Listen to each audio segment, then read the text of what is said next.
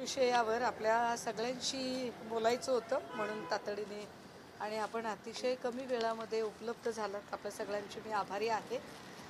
खरं तर अधिवेशन उद्यापासून सुरू होते. या अधिवेशनाच्या निमित्ताने काही विषय आम्ही लावून धरणारच आहोत.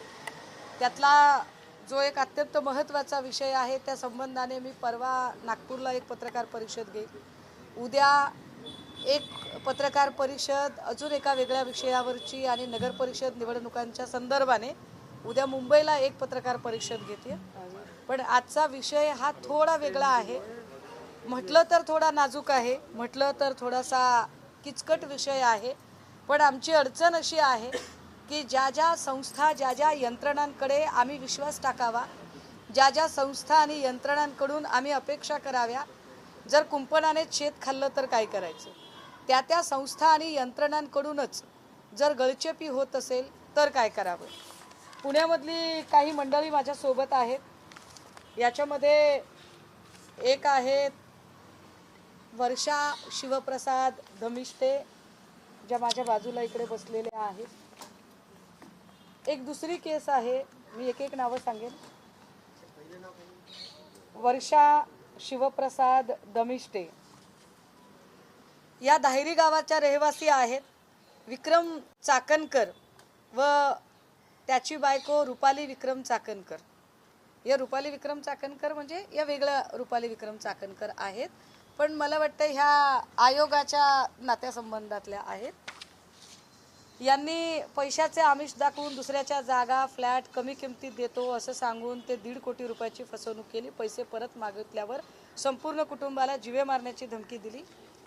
हे जे कुटुंब आहे या कुटुंबाने आपली शेती विकली. शेती विकल्यानंतर जो विक्रम चाकणकर आहे, विक्रम चाकणकरने सांगितलं की रिअल इस्टेटमध्ये तुमचे पैसे गुंतवा, मी तुम्हाला पैसे दुप्पट देतोय. अमुक ठिकाणी एक साईट चालू आहे, त्या साईटमध्ये तुमचे पैसे आम्ही गुंतवलेले आहेत. पण काही दिवसानंतर लक्षात आलं की तो माणूस टाळाटाळ करत आहे. म्हणून ती साईट बघायला जेव्हा त्या गेल्या त्यावेळेला तिथे साईटच नव्हती. ही साईट नाही म्हणून जेव्हा त्या नांदेड पोलीस स्टेशनला गेल्या, नांदेड सिटी पोलीस स्टेशनला, आणि या संबंधित व्यक्तीवर तक्रार दाखल व्हावी यासाठी त्या गेल्या, त्यावेळेला चाकणकर आडनाव आहे म्हटल्यावर सगळे हस्तक्षेप होणं फार स्वाभाविक होतं. आणि त्या हस्तक्षेप स्वाभाविक होत याच महिलेवर सावकारकीचा गुन्हा दाखवत या महिलेची तिच्या अगेन्स्ट पोलीस केस दाखल झाली. सोबत त्यांचा मुलगा आहे जो स्पर्धा परीक्षांचा अभ्यास करतोय. खरं तर यांच्या सगळ्या कुटुंबालाच आत टाकलं असतं. ज्या पद्धतीने आयोगावरून यांना धमक्या देण्यात आल्या, यांच्या संबंधाने अत्यंत वाईट पद्धतीने वागणूक झाली. आणि तुम्ही पैसे मागितले तर आम्ही तुम्हाला आत टाकू शकतो, आमची ताकद किती आहे ते माहीत आहे का. विशेष म्हणजे नांदेड सिटी पोलीसने याच्यामध्ये त्यांचं काहीही ऐकून घेतलं नाही. ज्या पद्धतीने त्यांनी पैसे दिले त्या पैशाचे एकूण तपशील, चाकणकरला जेवढे पैसे आत्तापर्यंत दिलेले आहेत, मग एकदा 2,50,000 रुपयाचा चेक आहे, मग 10 लाख रुपयाचा चेक आहे, 5,10,000 रुपयांचा चेक आहे. ह्या सगळ्या प्रकारे यांना पैसे मला वाटतं एक 5 लाख आणि 10,000 रुपये असे वेगवेगळे चेक ते अजून डिटेलमध्ये माहिती सांगतील. परंतु ज्या पद्धतीने विक्रम चाकणकरने गैरफायदा घेत या फॅमिलीचा विश्वासघात केला हे अत्यंत वाईट आहे. त्याचे सगळे बँक स्टेटमेंट आहेत, सगळे चेक आहेत. वर्षा धमिष्टे या एकट्याच आहेत का बरं या प्रकरणातल्या, तर असं नाही आहे. या प्रकरणात अजून एक आहे, सौ शीतल सचिन शिंदे, ज्या माझ्यासोबत बसलेल्या आहेत. यांची पुन्हा तीच अडचण आहे. सौ शीतल सचिन शिंदे धायरी गाव पुणे इथे राहतात. स्वतःचा फ्लॅट विकत घ्यायचा होता. त्यावेळेला विक्रम विलास चाकणकर यांना भेटले. त्यांनी त्यांची ओळख म्हणून बिल्डर म्हणून सांगितली. तेव्हा ते बोलले की महादेव मंदिर धायरीमध्ये मोठा प्रकल्प उभा करणार आहे, त्यामध्ये गुंतवणूक करा, आत्तापासून थोडी रक्कम द्या आणि मग तुम्हाला आम्ही हँडओव्हर करू तुमची प्रॉपर्टी. सुरुवातीला 90,000 रुपये, मग 8 लाख रुपये, मग 2,80,000 रुपये, अशा पद्धतीने साधारण किती रक्कम ताई? 25 लाख. तुमचे 25 लाख. तुमचे किती? आमचे 1,20 लाख. 1,20,00,000 रुपये. आणि तुमचे अजून ते दुसरे कोण, त्यांचे किती? 2.5 कोटी.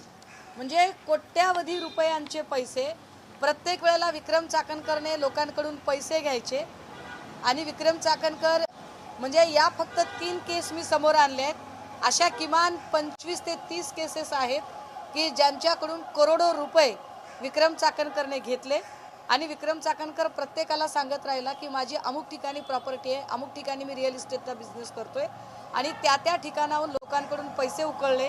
धायरीच्या प्रॉपर शेतकऱ्यांकडून हे पैसे घेतले गेले आणि जेव्हा जेव्हा पैसे मागितले तेव्हा या लोकांवर गुन्हे टाकण्यासाठी म्हणून आयोगाचा वापर झाला असं या पीडितांचं म्हणणं आहे.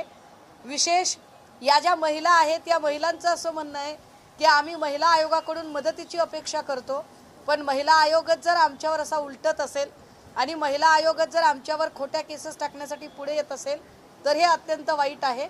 वर्षाताई बोला जरा. आम्ही शेतकरी, माझं कुटुंब आहे, तर आमच्याकडं कष्टाचा पैसा आणि थोडी जमीन विकलेल्याचा पैसा हा आमच्याकडं 2023 मध्ये होता. हे विक्रम चाकणकराला समजलं, त्यामुळं तो आमच्या घरी वारंवार येऊ लागला की तुमच्या मुलांना आम्ही बिल्डर लाईनमध्ये घेऊ, तुमचे पैशाचे आम्हाला ते द्या म्हणून. तर आम्ही त्यांना म्हटलो की आम्ही आम्हाला द्यायचा नाही हा पैसा तुम्हाला, आमचा मुलांचा पैसा आम्ही FD करून ठेवलेला आहे.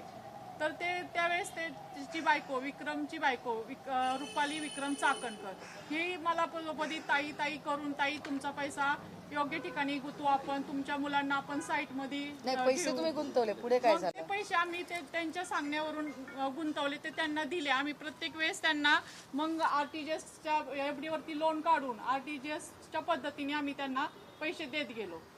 75 लाख त्यांना आम्ही त्यांच्या साथीदारांना आणि त्यांना RTGSनी केले आणि 35 लाख ते असे प्रत्येक वेळेस बांधकामासाठी पैसे पाहिजे म्हणून आमच्याकडे ते घरी येऊन मागत असे. मग आम्ही ते दिले. त्याच्यानंतर आम्ही म्हणायला लागलो की तुम्हाला आम्ही FD वरती लोन उचलून दिलेले पैसे, मग आम्हालाही त्याचे पैसे भरायला लागणार आहेत, तर ते आमचे पैसे आम्हाला घेतलेले देऊन टाका. त्यावेळेस देतो असं करून त्यांनी वर्ष लावलं. त्याच्यानंतर मग पुन्हा म्हणायला लागले की आता पैसे तुम्ही विसरा. थोडक्यात सांगा आता काय झाले, पोलीस स्टेशन मध्ये काय झालं? पोलीस स्टेशनला मग त्यांनी आमच्या विरोधातच केस दाखल केलेली आहे की सावकारकी केस आमच्यावरती गुन्हा दाखल केलाय. कुणाच्या सांगण्यावरून झालं? काय झालं? रुपाली चाकणकर त्यांच्या नाही का, त्यांना पद असल्यामुळं, रुपाली निलेश चाकणकर यांना त्यांच्या घरातल्या व्यक्तींचं पद असल्यामुळं पोलिसांनी चाकणकर हा शब्द जरी ऐकला तरी त्यांनी कंप्लेंट आमची घेतली नाही, उलट माझ्यावरतीच गुन्हा दाखल करून खोट्या केसेसमध्ये मला अडकवलं. ताई बोला.